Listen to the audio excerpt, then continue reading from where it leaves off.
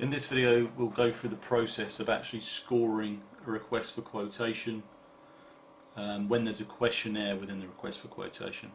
So the scenario is that we've invited these three suppliers to bid for a bit of business, and you can see that one of the suppliers already come back. So I'll just take you through the stages here of what happens with the status for these three suppliers as they go through the process. So I'm going to pretend that I'm supplier 23. So first and foremost, when I RSVP, you'll see it updated to awaiting supplier onboarding, and that means they've got to answer a questionnaire. So they can go through and answer that questionnaire, submit the answer. Once that happens, you'll see the status change here to PQQ, your approval required. All these status updates are done automatically. You don't have to click anything. It just refreshes every few seconds. So there you go. You can see that the PQQ, your approval is required. That means as the client, I need to go through and look at that questionnaire and approve it before they can supply a qualifying bid. In all questionnaires in Procurement Pal, they are all pre-qualifying, which means you have to do the questionnaire before you can submit a qualifying bid or a bid for the request for quotation. So no one can give you a quote unless they complete that questionnaire first. So always choose wisely whether you want to include a questionnaire within your events. See now that all the suppliers have RSVP to say they want to compete, and they've all answered the questionnaire. So we're all in the status where the PQQ is awaiting my approval.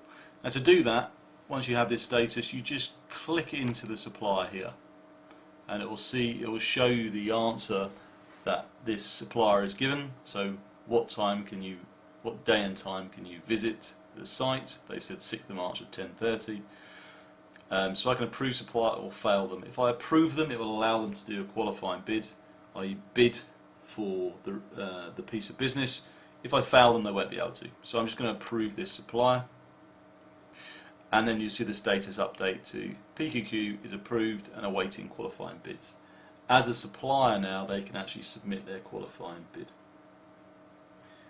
So again, I'm just going to show this that the supplier will see that their questionnaire has been accepted, and now they can enter the qualifying bid.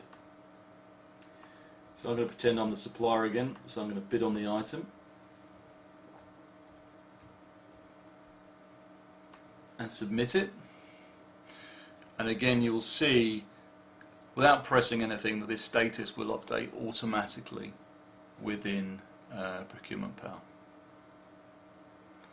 We just let it wait till it updates and refreshes, and then you should see the status update for the supplier.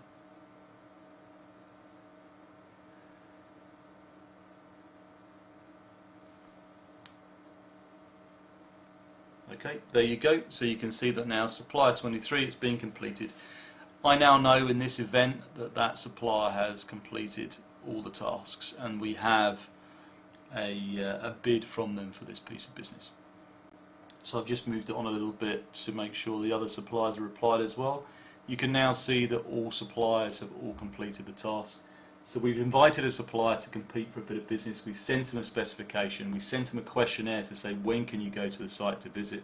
They've answered that and said they'll go to the site to visit on such date and time, and after that they submitted their qualifying bids.